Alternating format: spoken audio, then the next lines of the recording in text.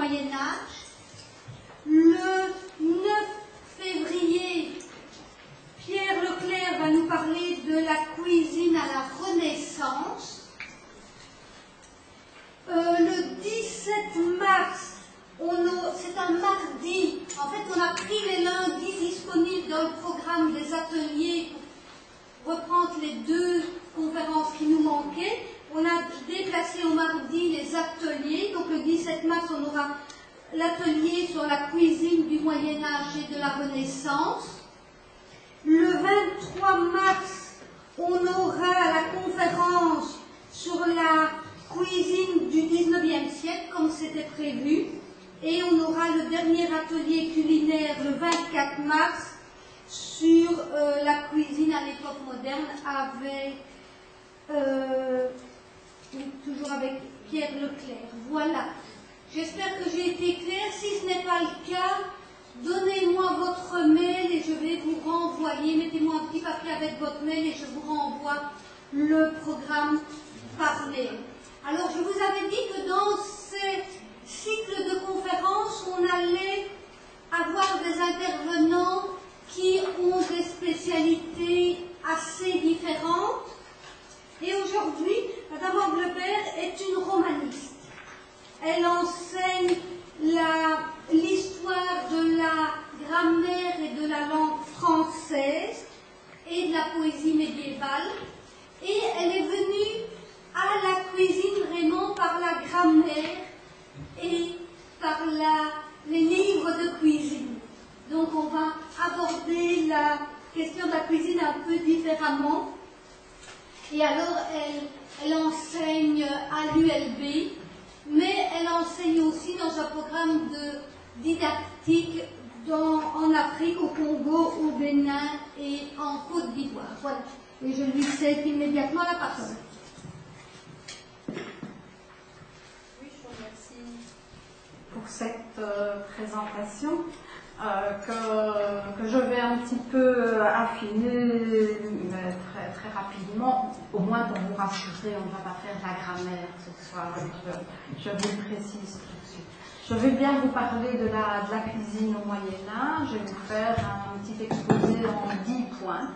Et pour commencer, en bonne logique, commencer par le préambule.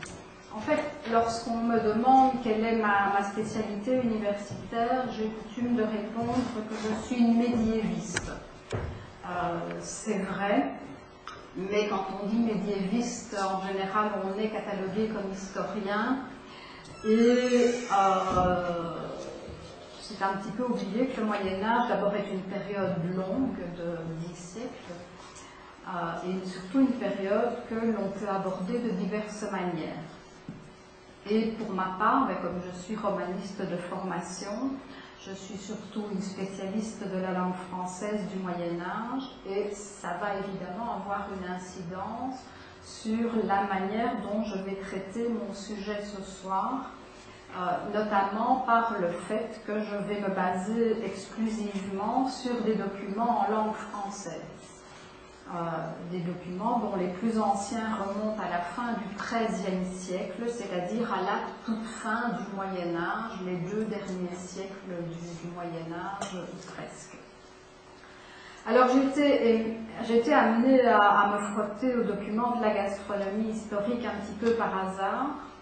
Un jour que j'étais partie à la recherche de moyens permettant de rendre moins austère l'enseignement de la grammaire historique à des étudiants que cette matière fait traditionnellement enfouir. Et j'ai découvert alors, j'ai été tout à fait fascinée, j'ai découvert que depuis qu'il existe des livres, il existe des livres de cuisine. Depuis qu'on imprime des livres, on imprime des livres de cuisine. J'ai découvert aussi que chacun, même ceux qui ne lisent pas, chacun a chez soi au moins un livre de cuisine. C'est un héritage souvent familial qui est transmis de génération en génération avec des annotations et de précieux secrets de grand-mère. Ce livre est le seul livre que curieusement on ne range pas dans sa bibliothèque. ou alors c'est qu'on est collectionneur.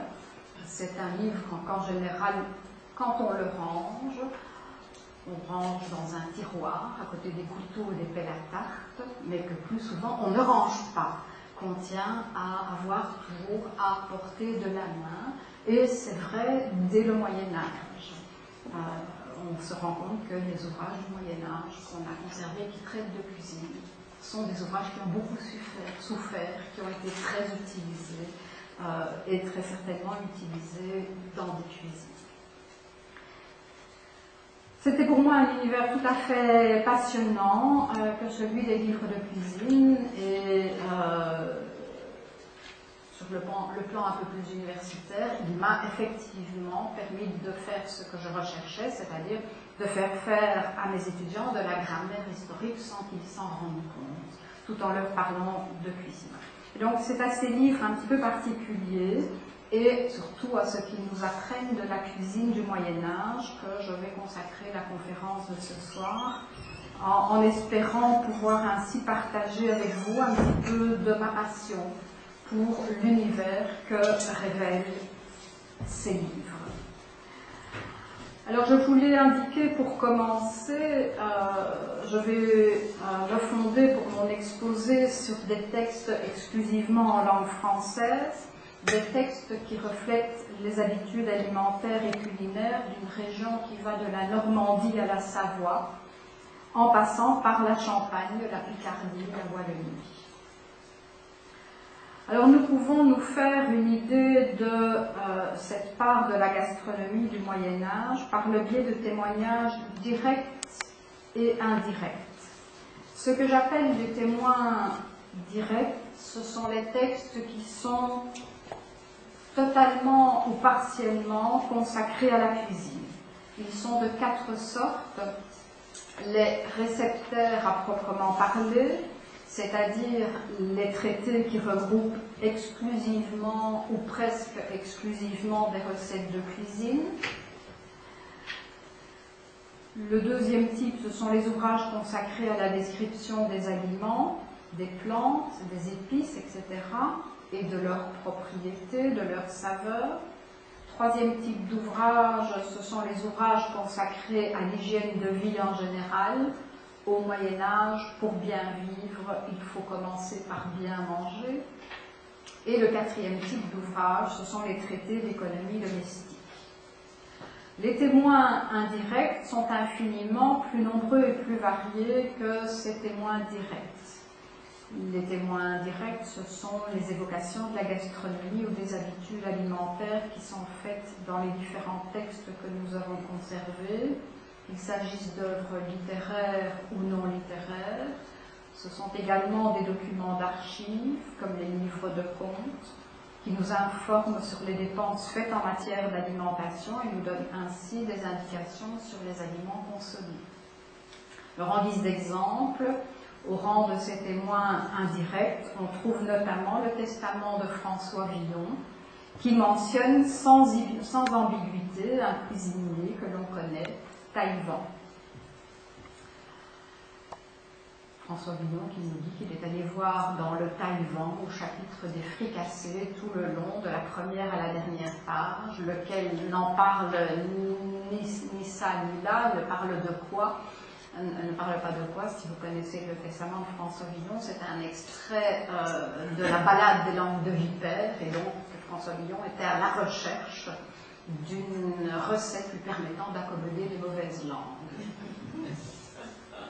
Alors, dans ce testament de François Villon, le nom de Taillevent est associé au premier best-seller de la gastronomie française, et je dirais même au premier best-seller de l'imprimerie en langue française, le viandier Taillevent. Je vais revenir dans quelques instants sur ce terme de viandier. Taillevent, de son vrai nom Guillaume Tirel, a été, durant la seconde moitié du XIVe siècle, le cuisinier du roi Charles V de France. Et le fait que son nom soit encore connu de Villon, c'est le XVe siècle, la deuxième moitié du XVe siècle. Donc le fait que le nom de Taillevent soit encore connu de Villon plus d'un siècle plus tard, est révélateur de la popularité du livre de cuisine de Taïwan, un livre qui a été réédité jusqu'au XVIIe siècle. C'est principalement le premier type de témoins que j'ai évoqué, c'est-à-dire les témoins directs, et parmi ceux-ci, ce sont principalement les réceptaires, témoins directs de la cuisine française du Moyen-Âge. C'est sur ces réceptaires que je vais fonder mon exposé. Alors, parmi les textes culinaires du Moyen-Âge en langue française, le cas du viandier Taïwan que je viens d'évoquer, qui est un texte dont on a conservé de nombreuses versions, qui s'échelonnent sur 3 siècles. Ce cas est tout à fait isolé. En réalité, les réceptaires que nous avons conservés pour cette époque se comptent sur les doigts d'une seule main et n'ont pas connu de réelle diffusion. Le plus ancien livre de recettes en langue française que l'on ait date des alentours de 1300. Il est rédigé en normand. Il est intitulé « Les enseignements qui enseignent à appareiller toute manière de viande », c'est-à-dire les instructions qui apprennent à préparer toutes sortes d'aliments. Ce texte nous est connu par un unique recueil, un recueil dans lequel on trouve, outre ce livre de recettes en français, 2 réceptaires en latin, un traité de chirurgie et des traités de chasse. Ce recueil est une sorte d'encyclopédie thématique, comme il s'en constitue beaucoup à la fin du Moyen-Âge. Alors, en quoi est-ce une encyclopédie thématique et quel est le thème? Quel est le point commun entre la chirurgie, la chasse et la cuisine? On chasse le gibier qu'on va cuisiner et on cuisine pour être en bonne santé. Donc c'est vraiment des textes qui sont regroupés autour de cette thématique-là. Et le mot viande qui figure dans le titre désigne au Moyen-Âge, d'une manière générale, les aliments. Il est issu d'un mot latin vivenda, qui signifie littéralement « ce qui permet de vivre ». Donc le sens est plus large au Moyen-Âge qu'en français actuel. Voilà pour le premier texte. Le texte suivant date des alentours de 1325. Il est connu des historiens de la gastronomie sous le nom de manuscrit de Sion ou viandier de Sion, du nom de la ville de Suisse dans la bibliothèque de laquelle il est conservé. C'est un manuscrit qui a été la propriété du prince-évêque Walter Super Saxo au XVe siècle. L'unique version que nous en possédons a la forme d'un manuscrit en rouleau. Vous savez qu'il existe essentiellement 2 types de livres au Moyen-Âge, les livres dont le support est conservé en rouleau ou les livres dont le support est relié. Ici, nous avons un manuscrit en rouleau. Le précédent, le recueil, était un recueil de feuillets reliés. Donc, cette unique version du texte du viandier de Sion que nous ayons conservé à la forme d'un manuscrit en rouleau, qui ne porte que des recettes de cuisine, donc pas question d'un recueil ici, des recettes qui sont rédigées dans une langue qui présente des traits que l'on appelle, en bon spécialiste, des traits de franco-provençal, comprenez tout simplement du savoyard. La quasi-totalité des recettes de cuisine qui sont regroupées sur ce rouleau sont celles qui vont figurer plus tard dans les recueils intitulés « Viandier Taïwan ». Et cette caractéristique intrigue les historiens. Pourquoi? Parce que le viandier de Sion est trop ancien pour pouvoir être considéré comme l'œuvre du cuisinier Taïwan lui-même. Ce manuscrit date de 1325 à peu près, aux alentours de 1325. À cette époque, Taïwan aurait eu 15 ans. Donc n'aurait pas été en âge d'avoir une expérience culinaire suffisante pour rédiger un livre de cuisine.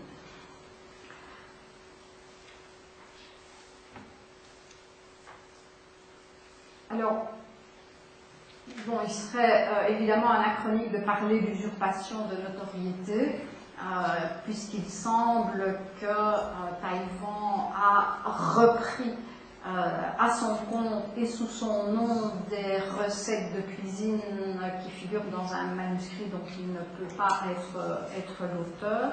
Bon, ce sera abusif de parler d'usurpation de notoriété, tout simplement parce que le concept de propriété intellectuelle est totalement étranger au Moyen-Âge. Et bon, de toute façon, on n'a aucun moyen de prouver que Taïwan s'est réellement inspiré directement de ce texte qu'il ne cite pas. On peut se dire aussi qu'il y avait un fond de recettes communes qui se transmettait de cuisinier en cuisinier dans toute la France de l'époque.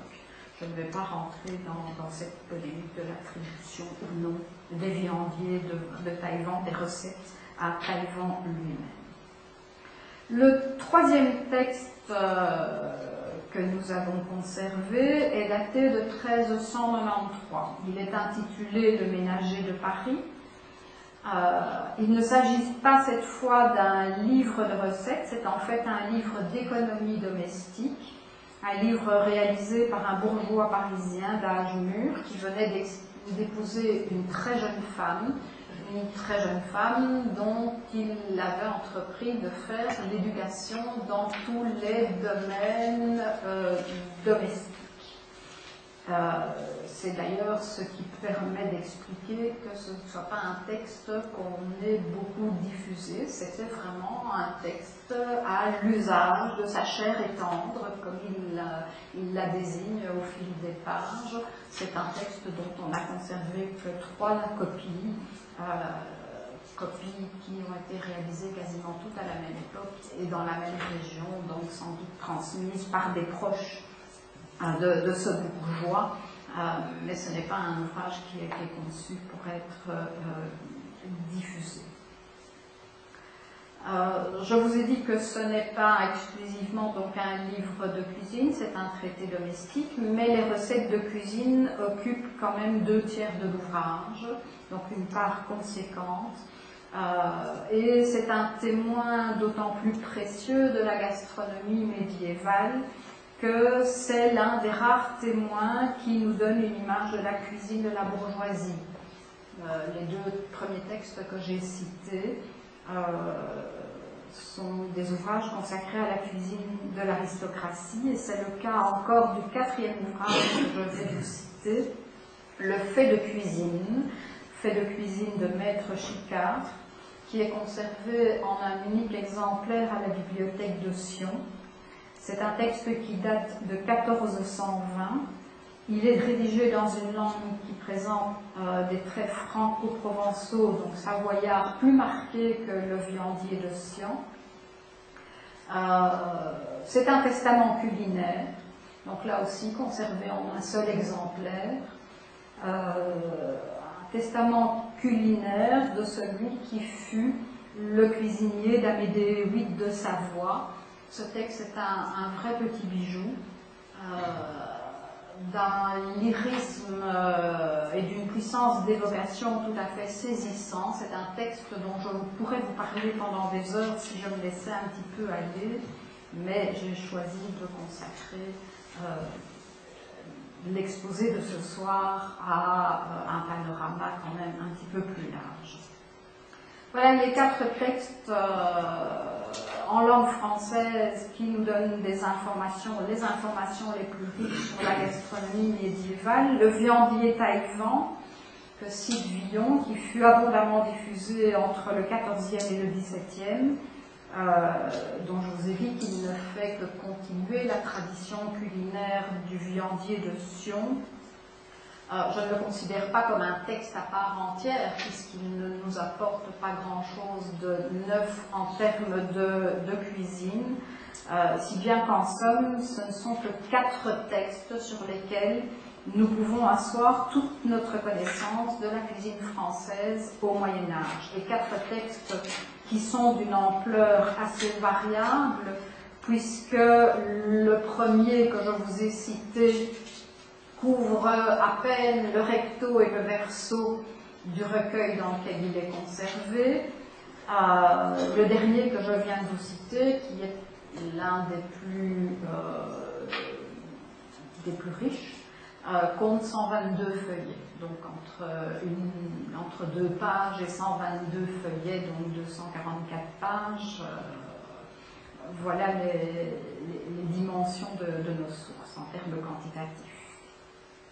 Alors, avant de rentrer dans ces textes et de voir ce qu'ils nous apprennent, je voudrais quand même préciser que si la gastronomie médiévale en général a inspiré des études à de nombreux chercheurs au plan international, pour la langue française, cette variété de textes a été quelque peu boudée. On n'est pas très nombreux à se disputer le droit de travailler sur ce genre de texte. Heureusement, nous disposons des textes que je viens de vous citer, d'excellentes éditions critiques, c'est-à-dire transcriptions commentées par un Allemand, Thomas Glöning, et par un Canadien, Terence Scully, dont les travaux sont évidemment précieux à ceux, principalement, qui ne maîtrisent pas la langue française du Moyen-Âge, ou la cuisine, ou les deux. Voilà donc pour ce sur quoi notre connaissance de la cuisine du Moyen-Âge se fonde. Alors on va rentrer maintenant dans le vif du sujet. 4 ouvrages, 3 centrés sur les repas de l'aristocratie, un sur la cuisine bourgeoise et en fait de l'alimentation des classes inférieures de la société médiévale. Nous savons presque rien. Nous savons qu'elle était essentiellement constituée de céréales et de légumineuses, des châtaignes, des pois, des lentilles. Elle était constituée de bulbes et de racines. On mangeait des carottes, de la ramonache d'une part, de l'ail, des échalotes, des oignons d'autre part. Parfois, l'ordinaire des petites gens était amélioré d'un bout de lard. Et quand on parle de lard dans une recette du Moyen-Âge, c'est toujours du lard gras. Donc, un repas de petites gens amélioré parfois d'un bout de lard, d'un oiseau, d'un écureuil, d'un lièvre ou d'un poisson. Le plus souvent, alors, dans ce cas, braconné par les petites gens sur les terres des seigneurs, puisque seuls les seigneurs avaient le droit de chasser, pêcher, et donc ils avaient la mainmise sur tout ce qui était nourriture d'origine animale. Alors ces seigneurs, justement, la table des nobles, et plus tard celle des bourgeois, était une table riche en viande, au sens moderne du mot viande cette fois-ci, non plus au sens médiéval. Le porc, le bœuf, l'agneau sont en première ligne dans les livres de cuisine de l'époque, avec la venaison, le chevreuil, la biche, le sanglier et à l'occasion l'ours. Et puis toutes sortes de volailles, la poule, le chapon, l'oie, le canard, le pigeon, le plongeon, le pluvier, les lièvres et les lapins aussi sont la base de recettes des livres de cuisine. Le cygne et le paon, que plusieurs recettes médiévales présentent revêtus de leurs plumes, et sur les images, vous voyez un faisan revêtu de ses plumes. Ces oiseaux étaient surtout des mets d'apparat prisés davantage pour le côté spectaculaire de leur présentation à table que pour la manière dont ils étaient préparés pour être consommés. On allait jusqu'à mettre du camphre dans le bec du cygne, du paon ou du faisan pour qu'il répande une sorte de fumée et donne aux gens qui se présentaient à table l'illusion qu'ils respiraient encore. Les légumes sont les grands absents de la table des nobles, c'est ce qui explique sans doute les nombreux cas de gouttes, notamment à la cour de Savoie où on se nourrissait exclusivement de viande. Les nobles ne semblaient consommer les légumes que comme restaurant, un mot qui désigne les plats que l'on consomme quand on est malade. Donc les nobles semblaient consommer les légumes que comme reconstituants lorsqu'ils étaient malades et lorsqu'ils étaient mis à la diète par leur médecin. Des légumes figurent toutefois dans le ménager de Paris, ce qui donne à penser que si les nobles ne mangeaient pas de légumes, les bourgeois, eux, en consommaient. Le bourgeois de Paris enseigne à sa jeune femme comment tenir un jardin potager. Il y a dans le ménager de Paris des recettes assez rares, mais il en existe, qui témoignent de la présence de certains légumes, notamment plusieurs recettes à base de choux. Donc au Moyen-Âge, la table des nobles se distingue de celle des petites gens par la présence d'une abondance de viande, en tout cas pour les jours gras. Il faut se souvenir en effet que l'Église chrétienne médiévale imposait le jeûne dans de nombreuses circonstances. On jeûnait pendant les 40 jours du carême, on jeûnait chaque vendredi, chaque samedi, la veille des fêtes du calendrier liturgique, la veille des mariages, la veille des baptêmes, au début de chaque saison de l'année. Et en fait, selon les régions et selon les diocèses, ce sont entre 100 et 200 jours qui sont jeûnés chaque année au Moyen-Âge. Alors, évidemment, dans un tel contexte, le mot jeûne n'est pas à prendre au sens strict de privation de nourriture. Vous doutez bien qu'on ne se prive pas totalement de nourriture la moitié de l'année. Le jeûne consiste surtout en la prise d'un unique repas dans lequel, au Moyen-Âge, on se prive de certains aliments, on se prive de viande, on se prive de graisse animale, on se prive de laitage, et parfois on se prive d'œufs. Les jours où ces restrictions s'appliquent sont qualifiés de jours maigres. Alors sur la table des nobles, les viandes des jours gras sont remplacées les jours maigres par les poissons. Pourquoi les poissons? Tout simplement parce que la nature froide des poissons était réputée réfréner l'envie de luxure. Alors les variétés de poissons que l'on retrouvait sur les tables des nobles au Moyen-Âge étaient infiniment plus nombreuses que celles que nous consommons à l'heure actuelle. Esturgeons, saumon, anguilles, lieux, brochettes, perches, braies, mablettes, lottes, merlus, chiens de mer, sols, éperlans, maquereaux, morues, pluies, rougets, harengs. En fait, tout ce que les rivières et la mer produisaient était bon à manger, y compris les huîtres, les écrevisses, le dauphin, la baleine, et un peu curieusement la macreuse, le seul oiseau dont la chair était autorisée à la consommation les jours maigres, du fait que sa chair tenait davantage de la chair froide des poissons que de celle des viandes. Et donc pendant les jours maigres, la viande était remplacée par le poisson, et le lait de vache ou de brebis était remplacé par le lait d'amande. Ce sont de réels substituts. En fait, les recettes que donnent les traités de cuisine médiévaux sont exactement les mêmes pour la viande et pour le poisson. Mêmes intitulés, même mode de préparation. Parfois, l'auteur ou le rédacteur du texte ne prend même pas la peine de formuler la recette de poisson. Il se contente de nous indiquer à la fin d'une recette de viande que pour les jours maigres, il faut remplacer la poule par le brochet, il faut remplacer le porcelet par le saumon et remplacer la crème fraîche par le lait d'amande.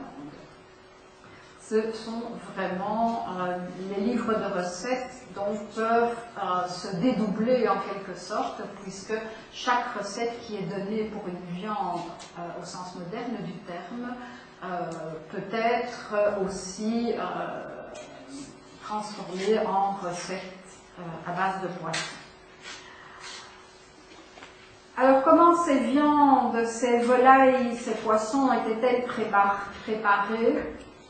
Tout d'abord, et avant toute chose, les mets étaient, les viandes, les poissons, les volailles étaient cuites à l'eau. Cuites à gros bouillon, dans un chaudron qui chauffait quasiment en permanence, pendu à une crémaillère dans la cheminée. Donc cuit dans l'eau, plus ou moins longuement selon le type d'aliment, plus ou moins longuement aussi selon le plat auquel l'aliment était destiné. Selon le type d'aliment et selon le plat auquel l'aliment était destiné aussi, l'aliment, après avoir été longuement bouilli, pouvait être frit dans une poêle, rôti à la broche dans la cheminée ou réduit en charpie avec un pilon. D'une manière générale, la cuisine médiévale recourait assez peu aux matières grasses dans la préparation des plats. Même si les mots huile, beurre, saindoux ne sont pas totalement étrangers au traité de cuisine du Moyen-Âge, et même s'il est fait une assez grande utilisation du lard, et toujours du lard gras, notamment pour frire et rôtir, de nombreuses recettes des livres de cuisine du Moyen-Âge ne citent pas les matières grasses et donc seraient considérées de nos jours comme relativement diététiques. La plupart des viandes au sens médiéval ne connaissaient pas de phase de friture ou de rôtissage. Elles étaient, une fois qu'elles avaient été bouillies, servies en sauce, avec des sauces très épaisses, dont certaines recettes nous indiquent parfois qu'on peut couper la sauce au couteau. Donc c'est vraiment une sauce très liée au pain ou au jaune d'œuf. Alors, le Moyen-Âge semble avoir été également friand de préparation à base de pâtes. Beignets de poisson, des pâtés en croûte, des gaufres, des crêpes se retrouvent dans les différents textes qui constituent notre documentation. Alors, sur les photos, vous voyez en haut des darioles, en bas ce que nous aurions tendance à appeler des crêpes, mais qui sont quand même réalisées dans des moules à gaufres, ce sont donc des gaufres très fines. Et puis à droite, une tourte. Donc énormément de plats à base de pâtes. Il faut noter en passant que les cuisines de l'époque ne possédaient généralement pas de four, même si l'iconographie médiévale nous montre quelques illustrations de fours correspondant à ce qu'on appelle des fours potagers, c'est ce qu'on voit dans l'image à gauche en bas. Le four potager, en fait, c'est tout simplement, on a une construction qui est la plaque de cuisson, qui est en fait déposée sur des petits murets de briques, et sous cette plaque de cuisson se trouve le feu, mais sous cette plaque de cuisson, on utilise le dessous aussi, un petit peu comme un four dans lequel on met les pots avec les aliments qui cuisent ainsi dans ce four, ce type de four potager. Mais pour le reste, les pâtés en croûte, particulièrement appréciés au Moyen-Âge, étaient portés à un pâtissier. Les pâtissiers que l'on voit sur les autres images que j'ai représentées sur la dia. Le pâtissier qui était lui le détenteur du précieux four, mais un four qui se situait bien souvent en dehors de l'espace de la cuisine. Le monde des grandes cuisines médiévales est un monde très complexe et très structuré où évoluait une multitude d'ouvriers très spécialisés. Et d'une manière générale, le four, il y avait un four par village ou un four par seigneurie, il était tout à fait extérieur au bâtiment d'alimentation. Alors je vous ai dit que très souvent les plats préparés au Moyen-Âge étaient accompagnés de sauces. Alors à quelle sauce précisément les nobles du Moyen-Âge consommaient-ils ces plats préparés? Je vous ai dit que les sauces étaient des sauces épaissies avec du pain ou du jaune d'œuf. Un autre ingrédient qui entre quasiment dans la préparation de toutes les sauces médiévales, c'est le verjus. Le verjus, c'est un jus de raisin immature, un jus de raisin donc fort aigre, qui est toujours utilisé à l'heure actuelle dans la préparation de la moutarde de Dijon. Les plats sucrés au Moyen-Âge sont rares, même si le plus ancien témoin que j'ai cité nous montre ça et là une recette de beignets de poisson à la sauce aigre douce préparée avec du miel qui ressemble à s'y méprendre à ce qu'on reçoit dans nos restaurants chinois à l'heure actuelle. Les plats sucrés apparaissent généralement dans les textes du Moyen-Âge comme réservés à l'alimentation des malades. Au Moyen-Âge, le sucre était considéré comme un médicament. Donc assez peu de sucre dans les recettes, sauf si elles sont destinées à retaper quelqu'un à la santé défaillante. Ce qui est surtout caractéristique, c'est que les réceptaires médiévaux nous montrent tous une cuisine dans laquelle entre une très grande quantité d'épices, épices au sens ancien du terme, c'est-à-dire des fines herbes, ce que nous appelons aujourd'hui des fines herbes d'une part, et des épices au sens strict d'autre part, des épices qui venaient surtout d'Asie. Alors, les épices qui dominent dans la cuisine du Moyen-Âge sont le safran, le gingembre, le clou de girofle, la cannelle et le cumin. Ça, c'est pour les épices au sens strict. On utilise aussi beaucoup d'oignons, d'ail et de persil. Pour les plus riches, le must est ce qu'on appelait à l'époque la graine de paradis. La graine de paradis, on l'appelle aujourd'hui maniguette. C'est une plante aromatique de la même famille que le gingembre, qui, comme le gingembre, a une saveur un petit peu poivrée, mais beaucoup plus parfumée. Alors, si certains d'entre vous connaissent le poivre du Sichuan, ça a un goût relativement proche de celui du poivre du Sichuan. Donc, c'est l'un des musts, la graine de paradis. L'autre, c'est le massis. Le massis, c'est la fine couche qui enveloppe la noix de muscade. C'est une épice qui est encore utilisée à l'heure actuelle dans la réalisation des pickles.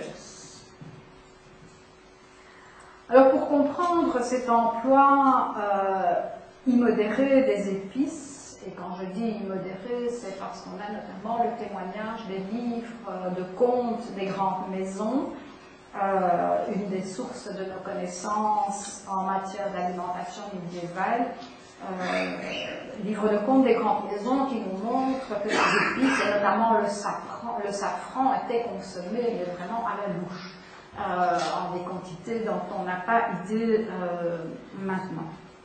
Alors, pour comprendre cet emploi immodéré des épices, il faut se resituer dans le contexte de l'époque. Les procédés de conservation de la viande étaient au Moyen-Âge rudimentaires et on n'avait jamais la certitude de pouvoir disposer du morceau de viande voulu au moment voulu.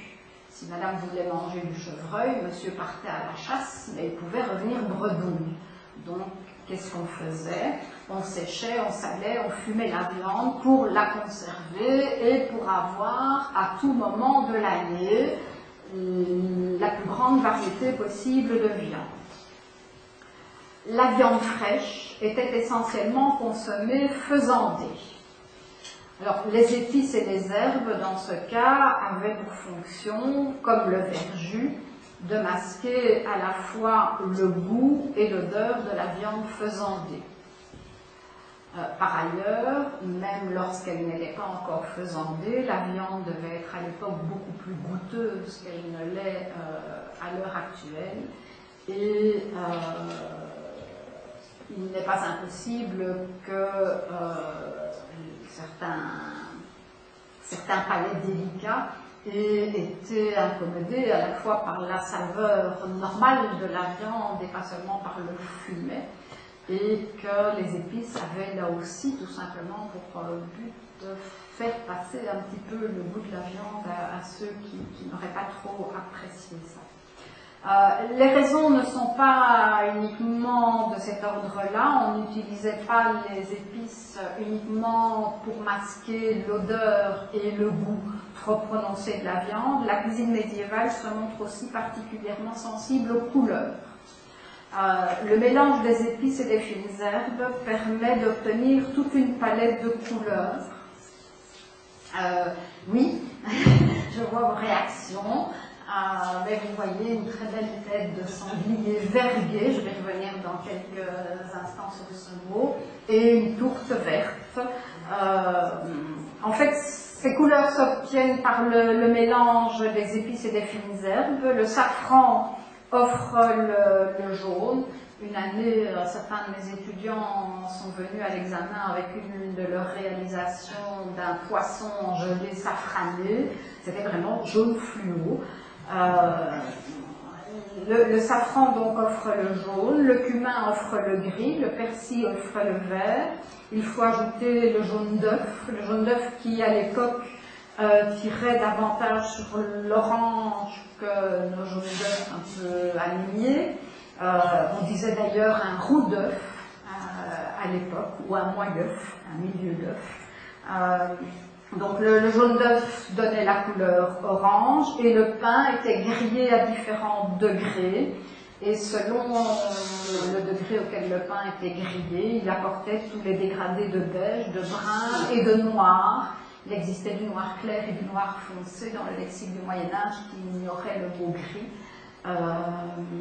Et donc, vraiment toute une palette de couleurs. Certains mélanges étaient d'ailleurs dotés d'une appellation tout à fait spécifique, comme le vergué, qui est un mélange de safran et de persil. Et ça donne donc un vert fluo du type de ce que vous avez là sur la diète. Alors les épices donc sont prisées pour leur saveur et leurs odeurs, leurs parfums. Elles sont prisées parce qu'elles mettent la cuisine en couleur. Elles sont également très prisées pour leurs vertus médicinales. Des vertus médicinales qui sont abondamment vantées dans les traités d'hygiène de vie, les textes que je n'ai pas choisi, que j'ai choisi de ne pas aborder aujourd'hui. Quand même quelques mots. La cuisine du Moyen-Âge était très imprégnée de médecine galénique. Une médecine qui oppose le froid au chaud, le sec à l'humide. Et donc la cuisine du Moyen-Âge cherchait à favoriser la digestion qui était considérée comme un mode de cuisson des aliments. Donc digérer, c'est cuire ce qu'on a ingéré. La cuisine du Moyen-Âge cherche donc à favoriser la digestion en tempérant le froid de certains aliments par le chaud de certaines épices. Et donc vous avez sur ce schéma cette application de la médecine galénique, de la théorie des 4 éléments de Galien, cette application au domaine de la cuisine, où vous voyez un petit peu quels sont les aliments qui sont chauds, quels sont ceux qui sont froids, et donc en mélangeant du gingembre avec des champignons, on tempérait la chaleur du gingembre par la froideur du champignon, ou en mélangeant la pêche avec le vinaigre, on tempérait l'humide de la pêche avec le sec du vinaigre. Ça, vous avez un petit peu une idée de la manière dont les choses fonctionnaient. Pour l'anecdote et pour faire sourire, pour tempérer les ardeurs naissantes des adolescents, on les mettait au régime de laitue, qui était réputé être les aliments permettant de tuer toutes les ardeurs. Donc une cuisine, un régime alimentaire fondé sur cette théorie galénique des 4 éléments. Les pierres précieuses étaient réputées avoir les mêmes effets que les mêmes vertus de chaleur, de froid, de sécheresse ou d'humidité que les aliments. Des pierres précieuses qui sont décrites dans des traités dont les traductions fleurissaient au Moyen-Âge.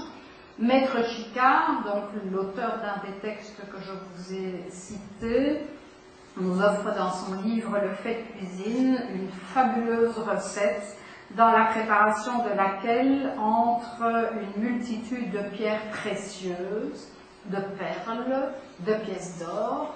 Je vous rassure tout de suite, c'était une recette pour un malade. Le malade ne devait pas ingérer les pierres précieuses, les perles et les pièces d'or. C'était les aliments qui devaient cuire pendant longtemps dans un pot avec ces pierres précieuses, ces perles, ces lingots d'or, non pas ces lingots d'or, ces pièces d'or d'ailleurs pliées pour pouvoir rentrer dans le goulot. Ils étaient cuits dans une grosse tourie en verre hermétiquement fermée. Maître Chicard nous explique ça avec force détail. Mais toutes ces pierres précieuses étaient évidemment récupérées avant qu'on ne serve le plat aux malades. Alors, la cuisine médiévale ne se montre pas seulement inventive par ses saveurs, par ses parfums, par ses couleurs et par ses ingrédients, puisqu'on vient de voir qu'il y entre parfois des pierres précieuses. La cuisine médiévale est aussi inventive par les noms que les cuisiniers donnent à leurs recettes, des noms qui pourraient faire pâlir d'envie les grands chefs d'aujourd'hui. Et avec la période des fêtes qu'on laisse derrière nous, on a pourtant un bel échantillon de l'inventivité de nos chefs actuels.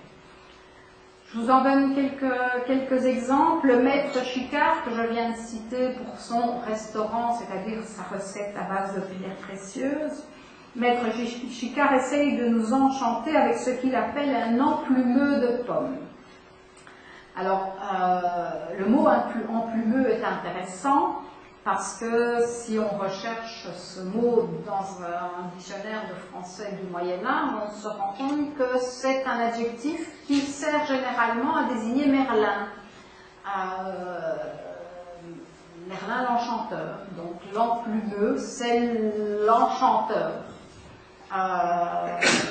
Si bien que Maître Chicard nous donne un enchantement à base de pommes, cet emplumeux est plus prosaïquement une altération du mot apfelmus. Et cet emplumeux de pommes, c'est tout simplement une mousseline de pommes, une mousse de pommes. Mais déjà, à l'époque, on essayait de faire rêver, déjà uniquement, avec les titres des recettes. C'est dans le Ménager de Paris que j'ai trouvé la plus belle panoplie de mots à faire rêver, mais parfois très simples, qui sont dotés de mots qui font tantôt sourire, comme les trottignons de porc, tout simplement les pieds de porc. Depuis que j'ai découvert ça dans le Ménager de Paris, j'ai plus envie d'appeler ça des pieds de porc, j'appelle ça des trottignons de porc. Bon, peut-être que je vais faire des émules parmi vous.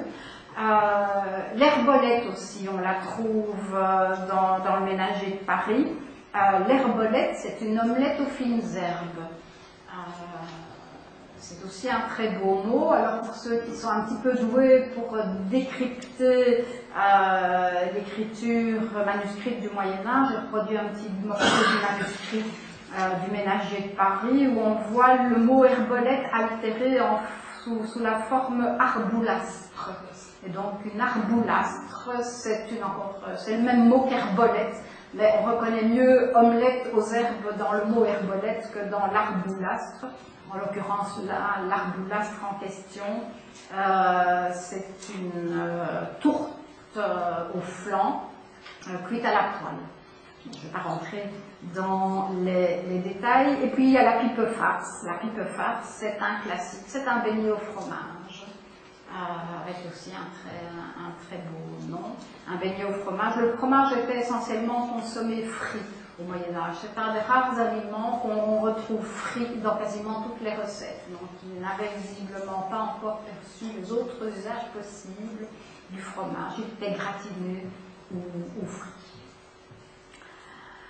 Alors, j'arrive tout doucement à la fin de mon exposé et je m'en voudrais de terminer mon exposé sans avoir évoqué un petit peu les particularités régionales de la cuisine médiévale. En dépit du manque d'homogénéité du territoire qui constituait la France de l'époque, les recettes que l'on trouve dans les textes que j'ai évoqués ce soir varient assez peu. De la Normandie, qui est l'origine du plus ancien traité que j'ai cité, au centre, qui est la région de Taïwan, ou à la Savoie, qui est la région de Chicard. La seule chose qui différencie peut-être la Savoie du reste du territoire, c'est la propreté des cuisines. Les cuisines savoyardes et italiennes aussi sont réputées très propres, et notamment dans le texte de Maître Chicard, on se rend compte qu'il est tout aussi important pour lui de bien cuisiner que de cuisiner dans de la vaisselle propre qui étincelle. Les cuisines devaient être rutilantes en Savoie. En revanche, les cuisines françaises de l'époque sont réputées pour leur manque de propreté. Mais pour le reste, on a assez de difficultés, on n'a pas suffisamment de documentation pour pouvoir déterminer s'il y avait des particularités régionales. On a quand même quelques pistes.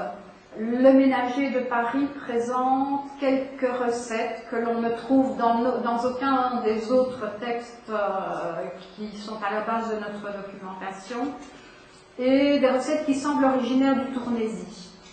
Des recettes qui donnent donc à penser que la cuisine pouvait peut-être avoir d'autres saveurs dans nos régions. Et ce qui vient peut-être renforcer cette idée que la Picardie, la Wallonie n'offrait pas tout à fait la même cuisine que le reste de la France, dont elle faisait partie à l'époque. C'est un poète, Eustache Deschamps, qui se caractérise lui-même comme un vieux râleur et qui fulmine de ce qu'on lui sert à table dans toutes les auberges du Hainaut et du Brabant. Alors, même si je vous ai dit que j'avais fondé mon exposé sur les réceptaires, c'est quand même avec ce poème d'Eustache Deschamps que je vais terminer mon exposé de ce soir. Je vous le mets sous les yeux dans sa version originale, mais je vous rassure, je vais vous la donner en traduction moderne. Eustache Deschamps, donc un poète du XIVe siècle, contemporain de Taillevent, et qui a vraisemblablement connu ce cuisinier. Eustache Deschamps nous dit « Dans le Hainaut et le Brabant, j'ai appris à réclamer des sauces. Dans les auberges où j'ai logé, on m'a fait systématiquement apporter avec le rôti, le mouton, le sanglier, le lièvre, le lapin, l'outarde, le poisson d'eau douce, poisson de mer, toujours, sans que j'aie rien demandé, de la moutarde. » Première strophe. Deuxième strophe. J'ai demandé du hareng frais. J'ai commandé une carte au restaurant pour mon dîner. J'ai réclamé du saumon bouilli et de grosses soles pour mon souper. À Bruxelles, j'ai réclamé de la sauce verte. L'aubergiste me lance un regard torve et me fait apporter par un garçon, toujours, sans que j'aie rien demandé, de la moutarde. Sans elle, je n'ai rien bu, ni mangé. Il la mélange à l'eau de cuisson du poisson, et en plus je sais qu'ils font verser la graisse du rôti dans la moutarde. Ils sont toujours pressés de la servir, vous la recevrez pour la consommer, toujours, sans rien demander, cette moutarde. Prince, c'est la dernière strophe de cette ballade à la moutarde. Prince, le gingembre s'est tout vu, le clou de girofle, le safran, la graine de paradis, ils n'en ont rien à faire, mais ils font mariner tout leur plat, toujours, sans avoir leur avis dans la moutarde. Voilà. Je vous remercie pour votre attention.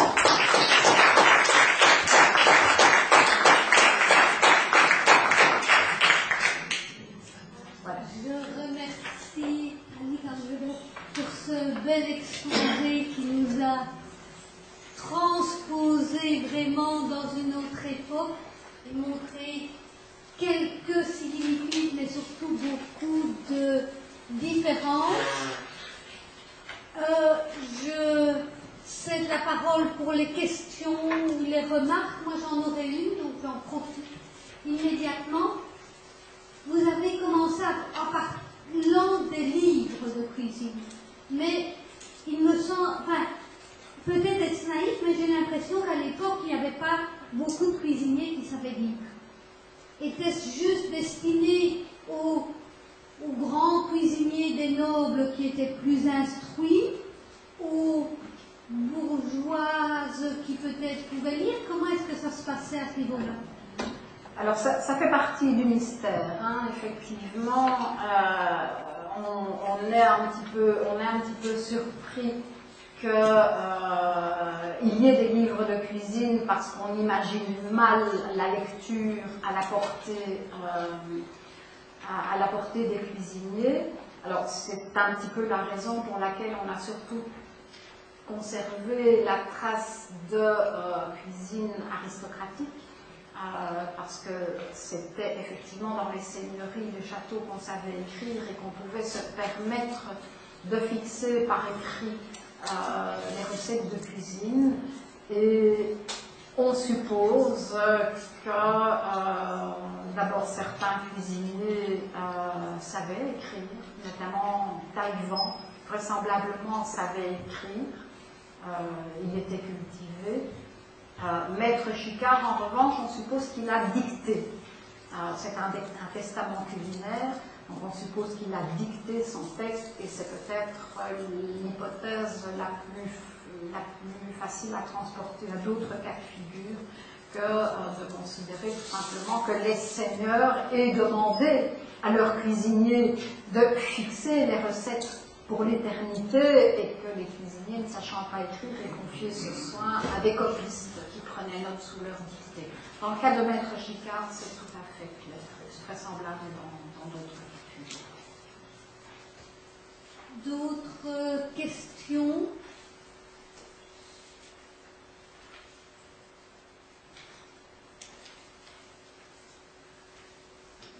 Est-ce que vous pouvez venir chercher le micro? Là-bas et peut-être après même, vous le passez, c'est très gentil.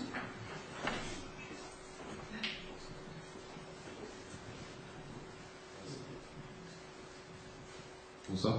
Moi, je me demandais si, compte tenu de la variété des recettes qu'on peut avoir, des recettes régionales actuellement, si on retirait des aliments plus contemporains qui ont été importés, si on ne trouverait pas certaines recettes qui auraient pu exister à l'époque. Je ne sais pas si vous voyez ce que je veux dire. S'il existe des recettes qui ont traversé les siècles et sont arrivées quasiment telles quelles jusqu'à nous. Je pense par exemple si on retire les producteurs de la choucroute en Alsace, d'où elle est issue, pourquoi elle est si régionale. Si on ne peut pas supposer que la choucroute existait déjà peut-être à l'époque, sans les pommes de terre, admettons. Oui, il y a effectivement, c'est un petit peu comme j'ai dit, il y a des recettes qui évoquent immanquablement des choses que l'on trouve dans les restaurants chinois à l'heure actuelle. Donc il y a certains types de recettes qui ont pu traverser les siècles parce qu'elles sont faites à base d'ingrédients que l'on a connus de tout temps. En revanche, on a par exemple des pâtés de foie de volaille et des choses comme ça. Donc, tout ce qui est pâté en croûte, qu'on a encore à l'heure actuelle, et je parle des pâtés en croûte parce qu'en Belgique, on en fait quand même une des spécialités. Les pâtés en croûte sont des choses que l'on trouve depuis le Moyen-Âge et qui étaient très prisées. Il y avait des marchands de petits pâtés dans les rues. Donc il y a effectivement des recettes qui ont réussi à traverser tous les siècles. Ceci dit, les modes de préparation ont considérablement évolué. La recette du fameux restaurant de Maître Chicard, si on fait abstraction des pierres précieuses, c'est-à-dire si on retient que le côté proprement alimentaire, si on réalise cette recette, on retombe sur une autre recette qu'on trouve dans toute une série de documents où on obtient quelque chose qui est relativement proche de ce qu'on appelle le vol au vent, c'est-à-dire que c'est du blanc de volaille. Au Moyen-Âge, on distinguait le blanc de volaille et le brun de volaille. Alors, le blanc de volaille, on a conservé l'expression, on a éliminé le brun de volaille, mais vous imaginez ce que ça pouvait être. Je reviens au blanc de volaille, donc la base de la recette du restaurant de Maître Jucard, c'est le blanc de volaille qui est servi avec une sauce préparée à base de l'eau de cuisson, du bouillon de cuisson, qui a été épaissi avec de la crème et du jaune d'œuf. Donc on se retrouve avec certaines bases qu'on a encore à l'heure actuelle. Donc il y a plusieurs choses. Hein. Il y a des modes de préparation qui se sont qui ont traversé les siècles, mais les recettes ne sont peut-être pas toujours reconnaissables, ou inversement, il y a des recettes qui sont reconnaissables au fil des siècles, mais sans pour autant qu'on puisse garantir que le mode de préparation était toujours le même. Par exemple, pour la volaille, au Moyen-Âge, on faisait cuire la volaille avec sa peau, comme on le fait à l'heure actuelle. Après le XVIIe siècle, il y a eu toute une vogue où on faisait cuire la volaille sans la peau. À l'heure actuelle, on recommence à la faire cuire avec la peau. Donc on n'a pas nécessairement, si on compare uniquement le Moyen-Âge à l'heure actuelle, on n'a pas nécessairement une idée de discontinuité, alors qu'il y en a parfois accidentellement, les modes de cuisson vont changer de siècle en siècle. Trouver vraiment une recette qui traverse toute l'histoire, je ne pense pas qu'il y en ait réellement, il y a toujours des choses qui diffèrent, mais je pense que les pâtés sont peut-être, les pâtés en croûte sont peut-être les choses les plus représentatives. Avec la viande réduite en charpie pour faire une forme de pâté, les pâtés de foie de volaille, alors là c'était le grand classique au Moyen-Âge, c'est quelque chose qui existe encore toujours. Si vous pouvez parler dans le micro, parce que sinon, dans l'enregistrement, on n'entend plus que la réponse. En France, à Pézenas, on a retrouvé la recette des petits pâtés de Pézenas. Et c'est un Anglais qui mélangeait le mouton avec des épices indiennes. C'est un secret. C'est délicieux. Des petits pâtés. Mais c'est un petit peu comme je disais, et quelque chose comme je disais au départ, il y a vraiment des secrets de fabrication de plats qui se transmettent de génération en génération, qui restent à l'intérieur d'une famille ou à l'intérieur d'un village, et ça peut se transmettre parfois jusqu'à nous et remonter à très loin. Je ne sais pas s'il y a d'autres questions ou demandes de précision ou compléments d'information pour moi.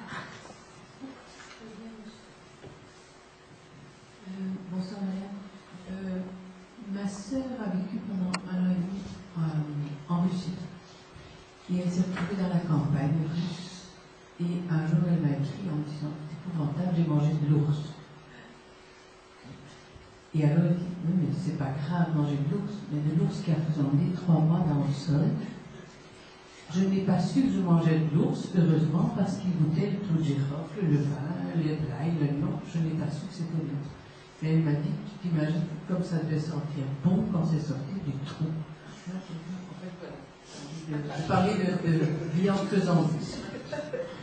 Mais pour rebondir sur l'ours, il y a dans le ménager de Paris, je n'invente pas, une recette qui explique comment faire faisander suffisamment longtemps un morceau de bœuf pour donner à l'impression aux convives qu'ils vont manger de l'ours.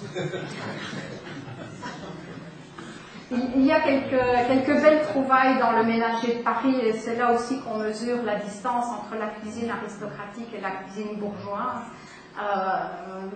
Comment accommoder les restes, comment faire passer un morceau de bœuf pour de l'ours, comment transformer du vin rouge en vin blanc, ou l'inverse, je ne sais plus trop. Il y a quelques beaux tuyaux à refiler pour les amateurs d'expériences culinaires.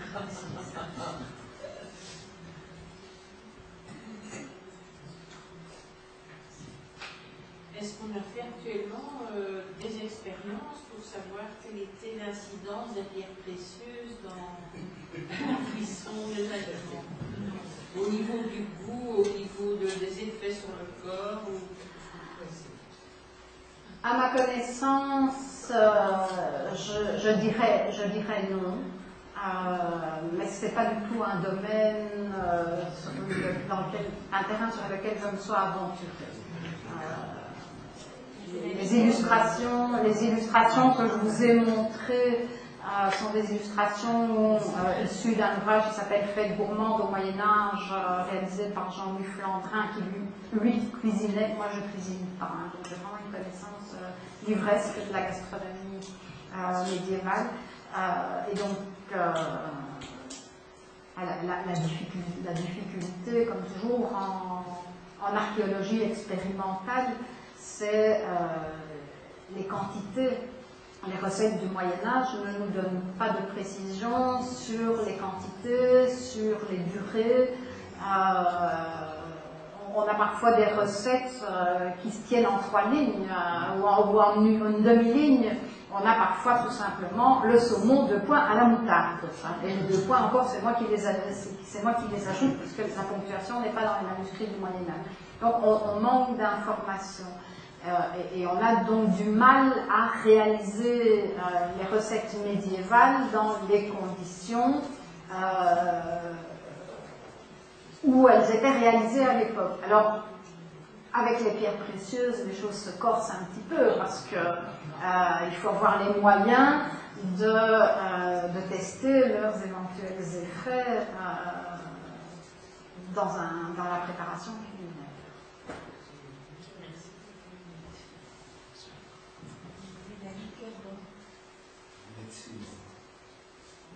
Oui. Mais l'or à l'heure actuelle entre dans la composition de médicaments, donc ce n'est pas tout à fait totalement inventé que les vertus thérapeutiques des pierres précieuses, quelles sont-elles et sous quelle forme faut-il les administrer? Est-ce que le mode de cuisson préconisé par Maître Chicard en l'occurrence est la manière idéale d'infuser ou diffuser les qualités des pierres précieuses dans l'alimentation? Ça reste encore un domaine à explorer. Mais en tout cas, en médecine, oui, certaines pierres précieuses, certains métaux précieux sont réputés pour certains effets curatifs. Vous pensez-vous pas que c'est surtout le fait que c'était précieux qui faisait penser que ça pouvait servir à quelque chose? Le côté magique, effectivement, et le côté un petit peu, entre guillemets, méthode fouet, c'est-à-dire on prépare son esprit à l'idée qu'on va manger un plat qui a quand même mariné pendant 2 heures avec des lait précieux, ça ne peut faire qu'un bien fou à l'imagination, au moins, sinon à la santé.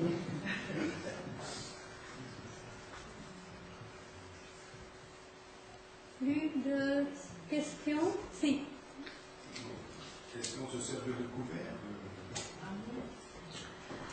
Alors, si vous avez été attentif aux illustrations qui ont passé, on voyait de temps en temps une cuillère, une fourchette aussi, mais d'une manière générale, on mangeait avec ses doigts, c'est-à-dire qu'on avait le plat devant soi, on se servait directement dans le plat, on portait directement les aliments à la bouche avec la main.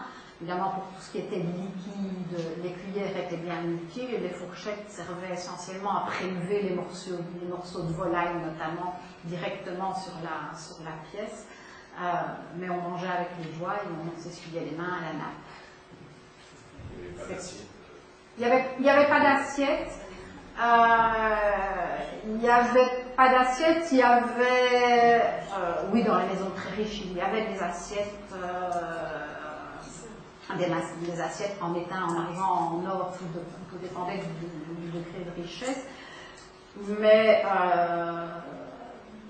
en fait, on apportait, donc soit on se servait directement dans le plat, tout était sur un grand plat déposé au milieu de la table, chacun allait se servir, soit on déposait sur une planche, ou bien sur une grosse tartine, ce qui servait d'assiette, une grosse tranche de pain sur laquelle on déposait les aliments, qui s'imprégnaient pendant tout le repas de la sauce, du jus, et qu'on mangeait pour terminer le repas. Avec une main bien précise, ça Parce que ça a son importance dans certaines civilisations. Dans certaines civilisations, ça a certainement son importance, mais bon, je ne suis pas une grande connaisseuse des règles de bienséance au Moyen-Âge, mais je ne me souviens pas que dans les règles de bienséance du XIIIe siècle, celles que je connais un petit peu, on donne des instructions de ce type. Donc, à mon avis, c'est venu plus tard dans les habitudes de se servir de la main droite. Mais au Moyen-Âge, ce n'était pas précis. On pense souvent pour poser des aliments de tranchoir, qui est une planche en fait, mais qui servait généralement pour 2 convives. Et bien entendu, on a des couteaux, des dagues en fait, pour découper sur cette assiette-là, éventuellement.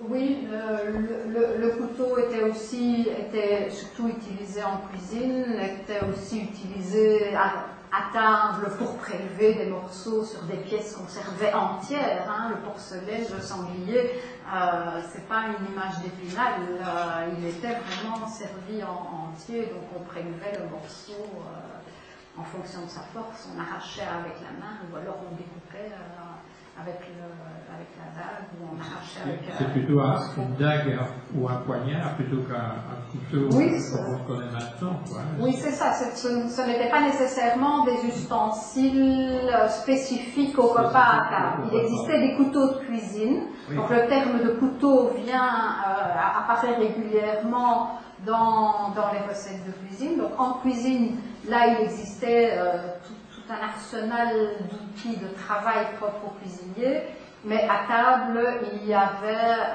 effectivement que des cuillères. La vaisselle très rudimentaire. Le principal était de se nourrir, pas tellement comment se nourrir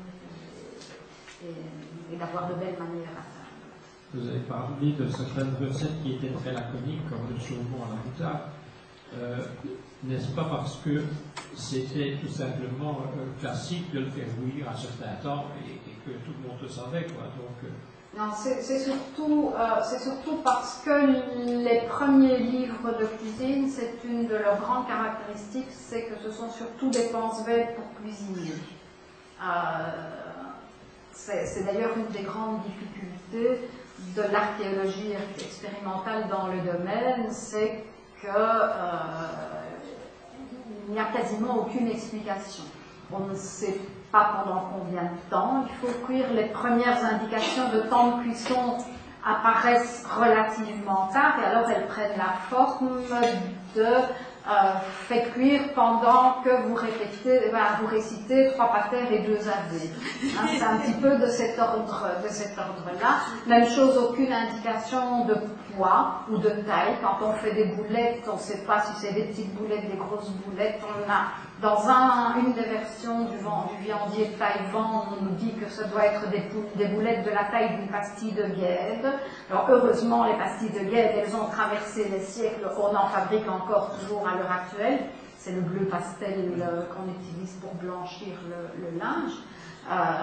Et donc ça nous donne une vague idée, mais on n'a pas ce genre d'instruction, tout simplement parce que ces textes étaient destinés à des gens qui savaient pour le reste comment faire. D'autres questions ou commentaires? Dans ce cas, je remercie encore vivement Annick Englebert. Je vous invite pour la prochaine séance, ce sera le 9 février, à venir entendre parler Pierre Leclerc de la cuisine de la Renaissance. Et alors, on a une autre conférence avec Daniel Droix qui va nous parler de la manière dont on soignait le cancer au XVIIIe. Voilà, dans le cycle, bien sûr, d'histoire de la médecine. Voilà, merci et bonne soirée. Merci, monsieur.